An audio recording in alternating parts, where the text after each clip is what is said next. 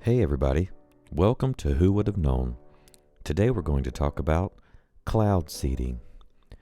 Years ago, if someone would have talked about chemtrails, most people would have said it was a conspiracy theory.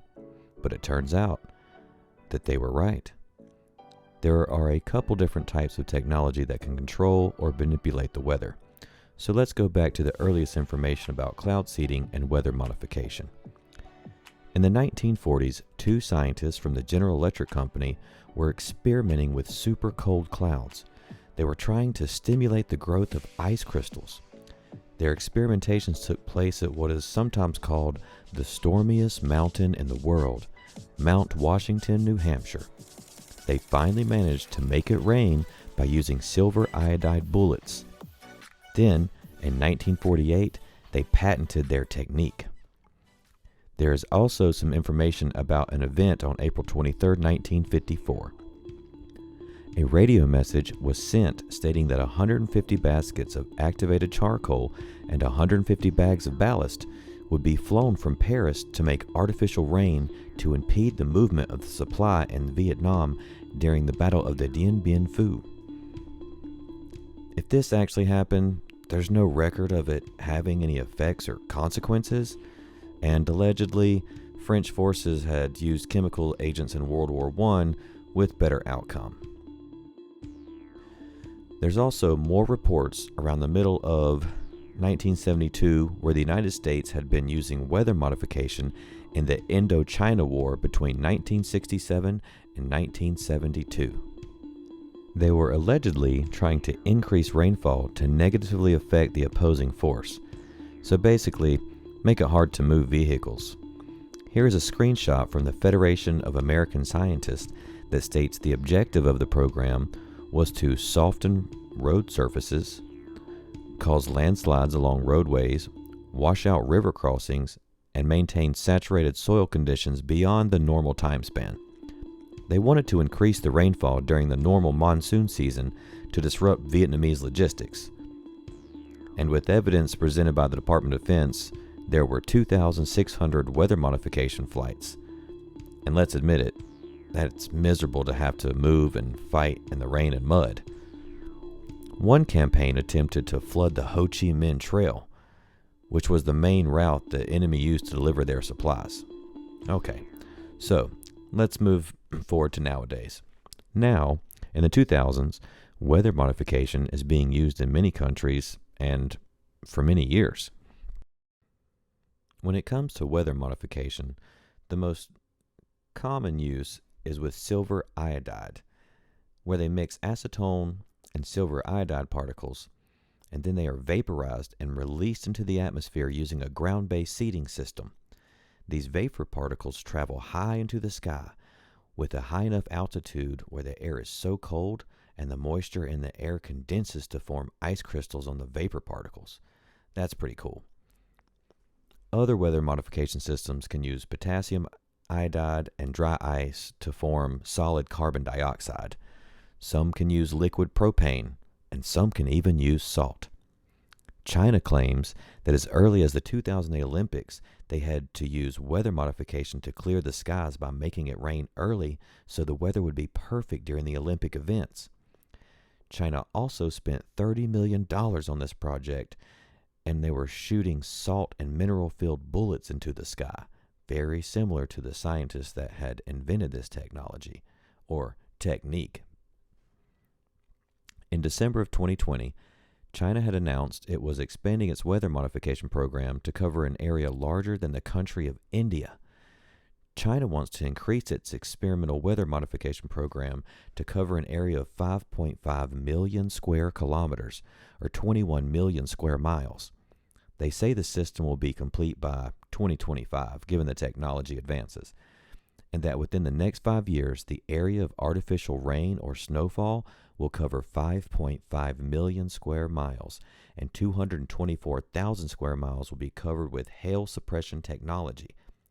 They claim this will help to bring water to the agricultural production areas, quicker response to forest and grassland fires, dealing with disaster relief, and unusually high temperatures and droughts.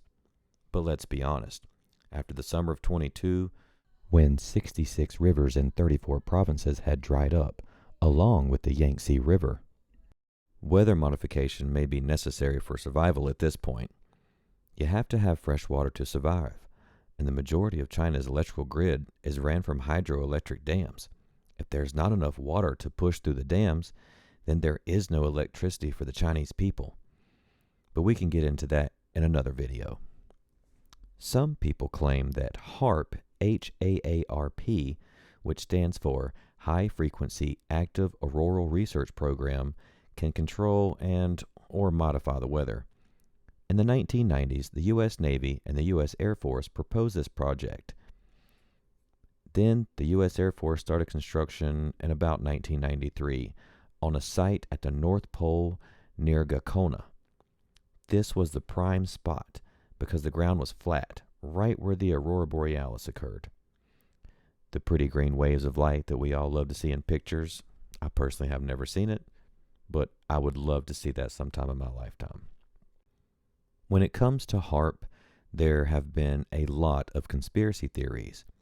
So, scientists stated that the ionosphere, which is the boundary between Earth's lower atmosphere, where we live and breathe, and the vacuum of space, that stretches about 50 to 400 miles above the Earth's surface, is too far above the troposphere and the stratosphere, where Earth's weather actually happens.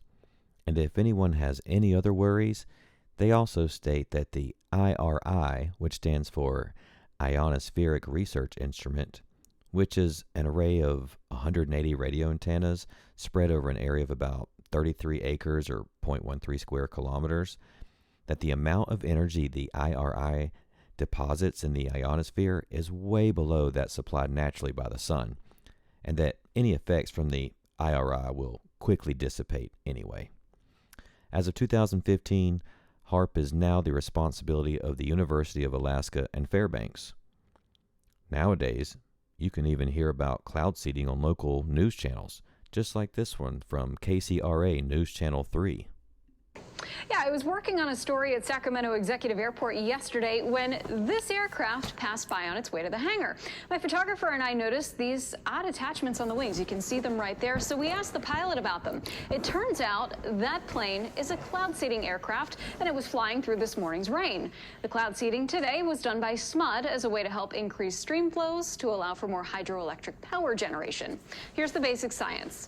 Clouds form when billions of tiny water vapor particles condense onto dust and other microscopic particles to form water droplets.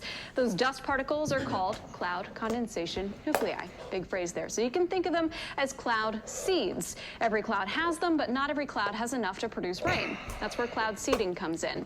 It's a weather modification technique that adds more of these tiny particles to the lower part of the atmosphere. That's done with aircraft like what you just saw, or ground-based generators. The goal is to make the clouds more effective rain and snow producers. Silver iodide is the most commonly used cloud seed, and while silver is a very toxic heavy metal in large quantities, environmental research shows that cloud seeding is not likely to be harmful to wildlife, although it may reduce the growth of algae and other bacteria in freshwater systems. Still, cloud seeding operations are carefully monitored to ensure that it's safe for the environment and for us. But now the question: does it work?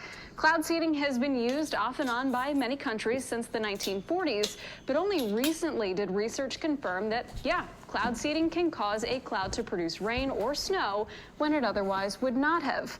According to Caitlin Bednar, who manages SMUD's cloud seeding program, cloud seeding projects have resulted in precipitation increases between an average of 3 and 10%.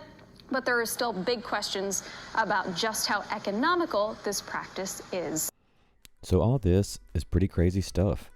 I just find it amusing that they are so nonchalant, open, and blunt about, yeah, we're changing and modifying the weather, and we've been doing it for years. It's okay that we're just spraying silver iodide all in the water and all over the land, and there's no way of knowing how we intake it and what future adverse reactions we might have to it. It's just, yeah, it's fine, guys. It's fine. Yeah, it's fine. But here's my conspiracy theory. Why is it that when I'm at work and I look out the window, I feel like it's always a really nice, sunny, beautiful day? And then on the weekends, it's rainy, cold, or some type of event where you just don't really want to be outside. But who knows? That might just be me. Thank you, everyone, for joining me for this segment of Who Would Have Known. And until next time, be open-minded and keep your head on a swivel. And if you like this content, hit that like button and subscribe. Thank you.